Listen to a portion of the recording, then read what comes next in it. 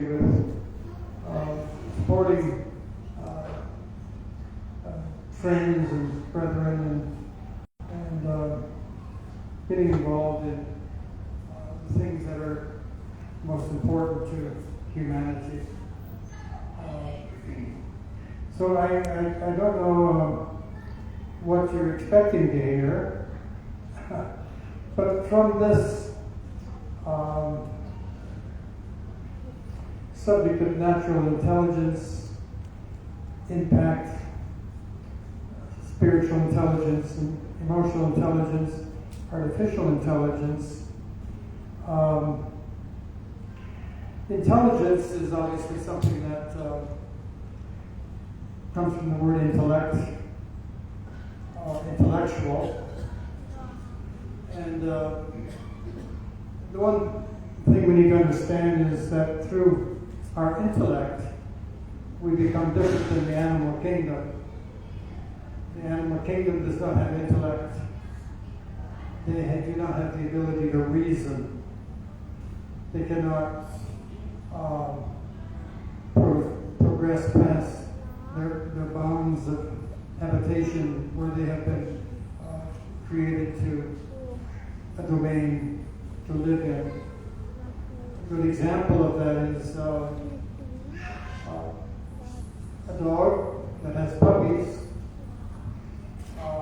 and this dog could be well treated because it has been taught certain things, how to get treats, how to get a good life, where to go and where not to go, and all these things. That dog does not pass that information to its puppies. So that breed, or the nature of the dog is not to evolve or to progress into a higher intelligence or use of its intellect. It doesn't have an intellect to reason like humans. So intelligence is, I guess it depends on who you talk to, what intelligence really is, but sometimes we hear things or we do things that make us feel kind of foolish. And wow, why did I do that? Why did I respond that way? Or why did I not just use my intelligence and use my ability to reason? And of course, that all comes back to patience. So coming to an intellectual result that resolves the situation rather than making it worse is the ability to have patience, to reason out the matter, to draw from counsel of known facts or counsel of others that have been through a certain situation. And that's really what all this intelligence is about, is counsel. Is counsel. And our scriptures teach that in the multitude of counselors, there is victory or safety in the multitude of counselors, because they'll make good decisions. But the word counsel implies that we are willing to listen, or we will not hear counsel, and it will not influence our decision. We won't use our intellect to reason the counsel to discern whether our thoughts are good or bad, or reasonable or unreasonable. Are you following me with that? So it's important to understand that counsel is also a very strong part of all of these four different points we're talking about here tonight. Is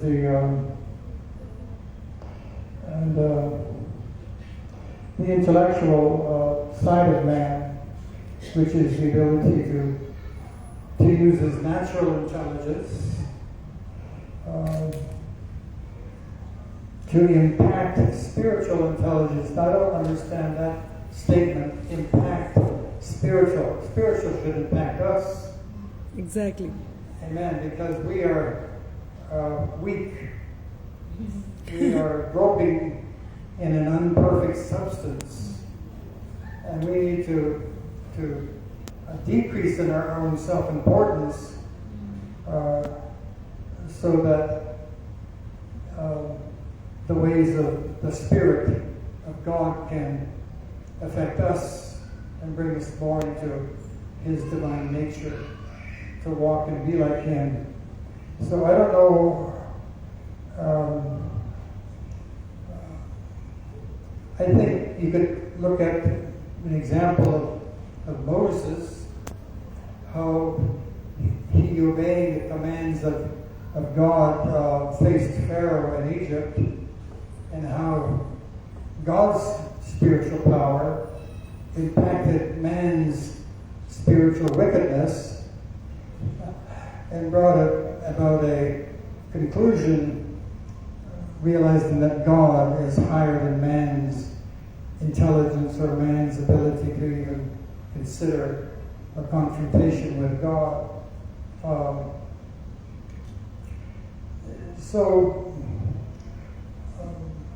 We talk about religion a lot as humans. In fact, it goes back to the very beginning of humanity. There's something that is missing in man, and that was his absolute walking with God in the beginning, and being separated from that glory to fall into a nature that was subject to the desires of the earth that he was living in. And so we find man living in his earth, or in the dust of the earth that goes back to the ground when we leave this body. The body goes back to the dust of the grave, and the spirit continues on forever.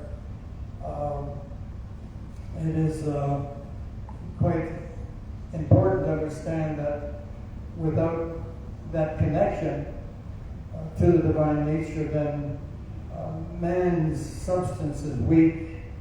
Man's ability to surpass religion is impossible. Religion is humanism. Yes. It is not spiritualism. Spiritualism is communication and a relationship with the divine being, which is totally different than the morality.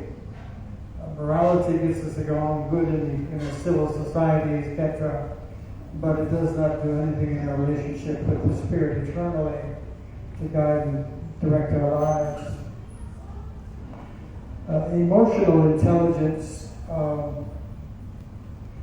is something else. It's oh my. Emotional intelligence is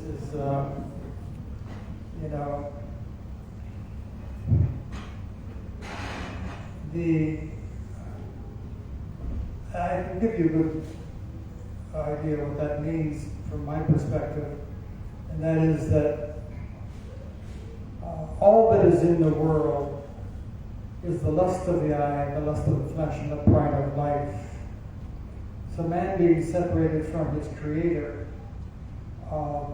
becomes quite emotional, trying to find some pleasure and peace and tranquility and extension of life and all of these things through the limited intelligence that he has. He tries to, we get so emotionally upset when something doesn't go right, or somebody doesn't do what we think they should do, because they think differently than we do. So emotions can take us out of a place of where our intelligence becomes subject to anger, jealousy, hatred, other feelings start to enter in where we have no real power to control them. So there's a lot of learning that man has to acquire to be able to to put on the divine nature again, to make decisions that are based on counsel, good counsel, where there's safety and there's victory in a multitude of counselors.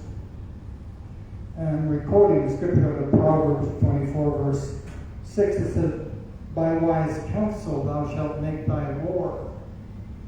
And in a multitude of counselors there is victory or safety. So counsel implies our ability to listen. We can have somebody telling us the best advice we could ever hear that could fix our problem, but we have to listen to it. So it's important to come out of the emotional, which makes us impulsive, makes us do things hastily without reason, and we react in certain ways that does not benefit us, nor does it calm the situation, etc. So these points are very interesting, and they all kind of interact with the same thing. They all pretty much. Now let's come to artificial intelligence. Have you ever heard the term fool's gold? If you are in the mining industry or you've been panning for gold, in a stream where there's gold, you would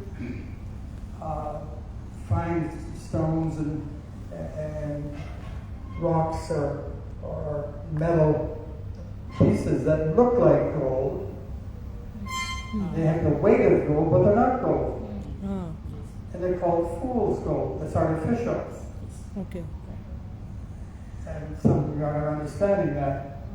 The same is, are these Artificial. flowers, are they artificial or are they real? Yeah, artificial. So artificial is not the real thing, and never can be. So in fact, I was on looking at just opened my news channel, and I saw a statement by J.P. Morgan. J.P. Morgan is one of the most influential or influenced financial institution, one of the largest banks in America, I believe. Yes. And one of their top traders in that organization, J.P. Morgan, he said AI hype is waning. It's waning, meaning it's reducing, it has no meaning. People are looking at it and saying, it's fake, it's artificial. And so it's not something that can create and then impart that what it creates into us. It's we that can make machines or things that do things for us, make our life easier, or gather information for us.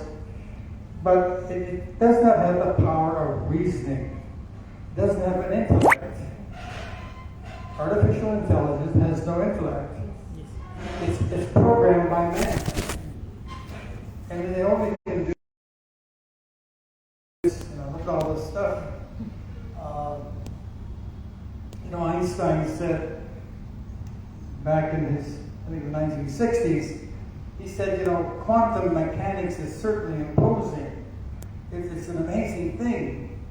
We talk about three-dimensional, and we have a lot of our SolidWorks engineering software to develop and make simulation and all these different like parts for a car to make sure they're going to fit together properly. We can actually do it on software before actually investing in the money to actually make the fender, make the bumper, make all these parts, and then see, it doesn't fit. We have to go back and make them again. We can do that. We can simulate it with the 3D technology. But quantum mechanics, Einstein says it certainly is imposing. I mean, it's very challenging to the mind, like artificial intelligence is, until those that have no counsel of what it really is. But he stated, it's certainly imposing, but God does not play dice. It's not the real thing. it's not the. And then my thoughts went to another point, and when I'm looking through these four different sequences of, that we're talking about, and the Higgs boson collider in Europe have found what was developed or believed to be through theory in the 1964 that it was a particle that causes other particles to inherit or to acquire mass. And so they call it the God particle, because in itself it has no electrical element, it has no mass, but it has the ability to cause other elements to get mass. Well, E equals mc squared, right? Yes. But in creative power, God created and spoke the worlds into existence. I have a very good book by David Azer, he's a Jewish man, and he took the 6 days of creation that are mentioned in our scriptures, and modern science has confirmed, in theory and in practical knowledge and understanding, that it is an accurate record of how the creation happened. Now that's very interesting because of modern science, modern sensors and elements be able to see the earth still expanding or the universe and all these things. The God particle is so important, and that goes beyond artificial intelligence in my mind, because it's a fact. It's not something that is maybe real or not real. Correct? So those are, I know that there's a lot of people that are jumping on the bandwagon to believe that artificial intelligence is the end-all be-all, but it really isn't. It really isn't. In fact, our scriptures say that man is ever learning and can never ever come to the knowledge of the truth. Man can never come to the absolute wisdom and knowledge of God unless God revealed it to him. In fact, in Ecclesiastes chapter 3, verse 11, it says that God has set the bounds of the habitation of man, that he's locked man to the elements of the earth. And only by God, through revelation and opening the mysteries by his Spirit, can we come into these things of what man is kind of touching here and there, and but not really able to connect to it properly. Then there's one other thought that came to me also, that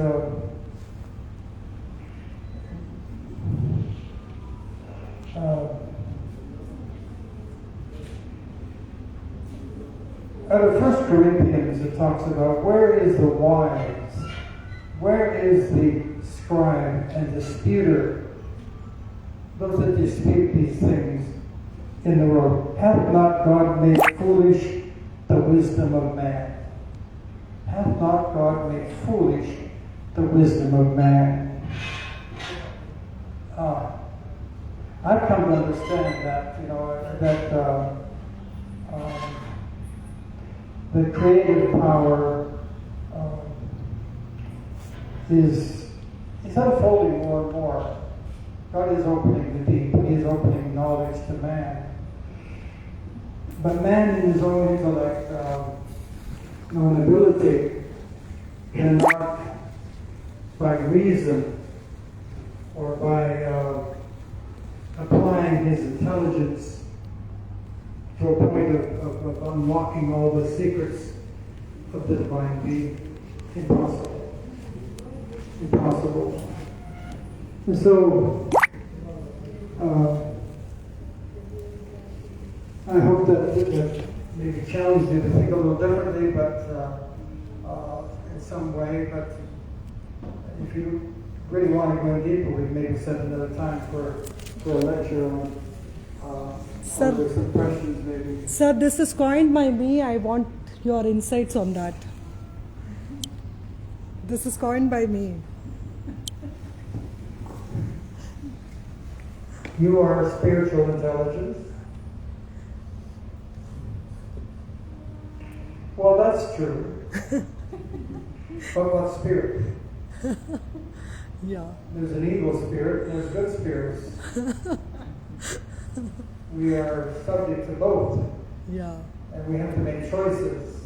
Yes, sir. So, in fact, our scriptures teach that man is destroyed for lack of knowledge, because he doesn't make good decisions in his spiritual ability. Man is spirit. Man is a spirit. We came from the spirit. We are spiritual beings bound to this earth, the earthly. And so, yeah, there's two spirits. Yes, sir. There's the knowledge of good and evil. There is discernment of good and evil. So there's lots of choices we have to make, and we will not have the intelligence to discern what spirit we're listening to until we're connected to the Supreme Being. Our Father is our natural intelligence. That may be true. Our Father, are you talking about God? God the Father, God the Son, God. Are you talking about? I'm talking about human father, the father and the mother through whom we came to this earth, planet Earth. So I'm just saying, everyone, we all are, spiritually intelligent. We are intelligent. Sure. And we just get the genes of parents. So there are the ones who give us the natural intelligence, and mom always she is emotionally connected. So emotionally we get our intelligence.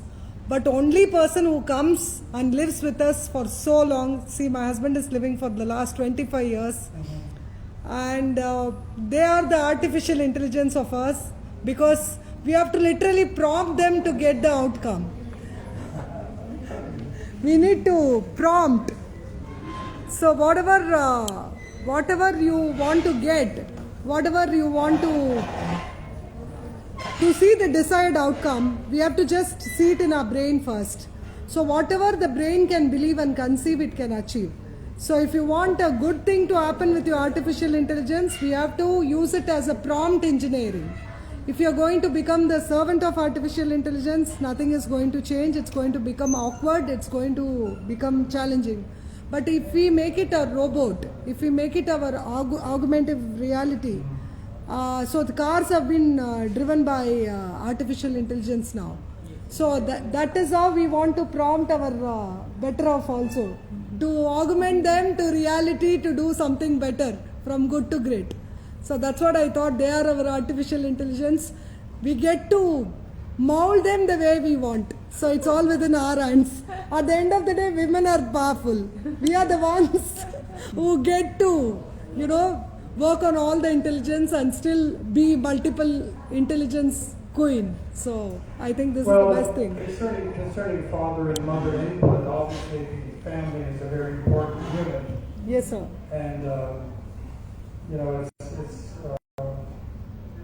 it's divinely inspired for mother and father to raise the children and then to impart into them good intelligence, a good thing, good knowledge, so that they can make intelligent decisions. Yes, sir.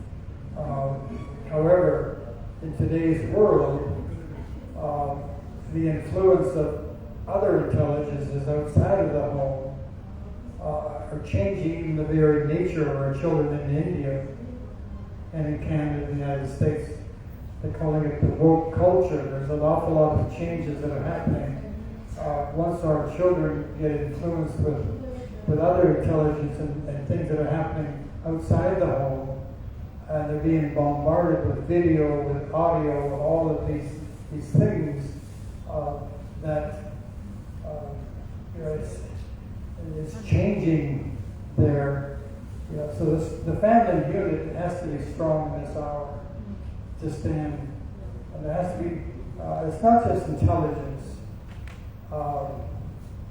it's love. Yes. There has to be a unity, there has to be a feeling of security and love and peacefulness in a place Absolutely. that you hide from the world and all these influences. So I think that the quality of input, by mother and fathers is challenged very much today. Major challenges against it. In fact, fathers and mothers in a lot of homes are so busy, they don't have time to spend quality time with their children. And a lot of that quality time is being taken up by cell phones and videos and all these things. So in the real world, going back to my days of being a young boy, we didn't have any cell phones. We didn't hardly even have a phone. There was very little influence from outside the home. So yes, it was very critical and important, but the world has changed a lot since then. So we must change with it. We must find ways of imparting good knowledge that not just talking about it, but demonstrating it to the point where the children can see the value of our teaching and our lifestyle and these things. Then there's more. There's a sense of safety and protection, and love, of course, encouragement. Our spouses are artificial intelligence.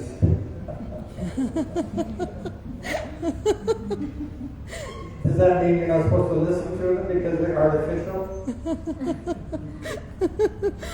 If our spouse is artificial, then it's not real. Exactly, sir. Unofficially, you can say. Well, I mean, our spouses are, I don't believe that's true. Okay. Our spouses are artificial intelligence. Because officially, I think this will be the right thing.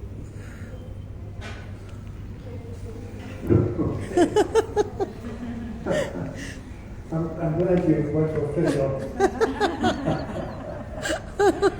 She's saying family is everything. Yes, family is obviously very, character traits. Yes, sir.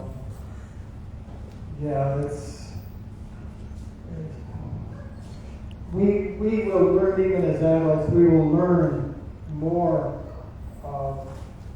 from a peaceful situation or environment where we're living, where it's conducive to love and unity and things that can support us. It's so necessary. But it's not artificial. Yes, sir. That's not official. The official man is missing, so it's okay. The need to prompt to get the desired outcome.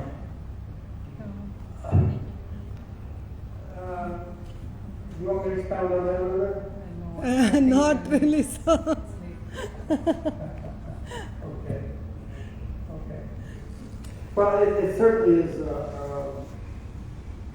Knowledge is something that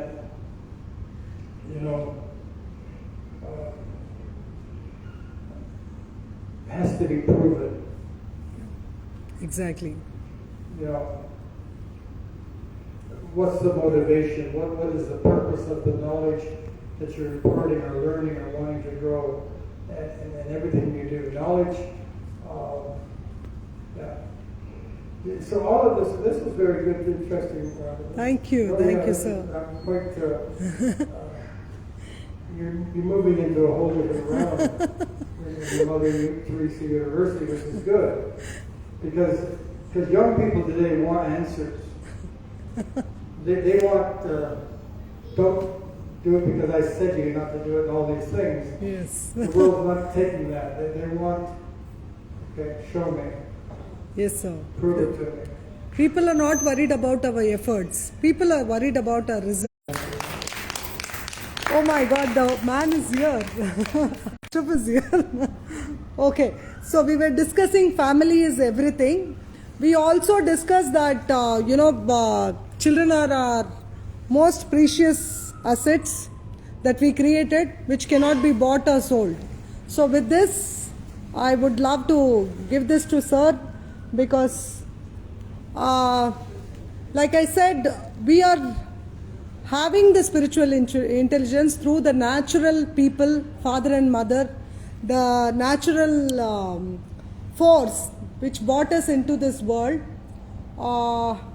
Father, the natural intelligence, and mother, the emotional intelligence, all put together with the artificial intelligence. What we want to do is, we want to love, learn and leverage. We want to accept, adjust and appreciate. And we have to avoid condemning, complaining and criticizing. So when we do this trivium things like you started, the Father, Son and the Holy Spirit, when we do things with our trivium, like our body, mind, soul, with things that matter, like love is bigger than everything, we cannot wait for leaders. We have to do person to person. We have to do in such a way that we stand as a humanitarian, not a big difference, but even if we feed one person and if it's going to make a difference to that person, that's all matters. So I think artificial intelligence should get synchronized with our natural, spiritual and emotional intelligence to lead a good life. So how much of a prompts we can give, how much of our work we can get it done from a robot through augmented reality, the reality is Father, Mother and God are the most important people in our lives.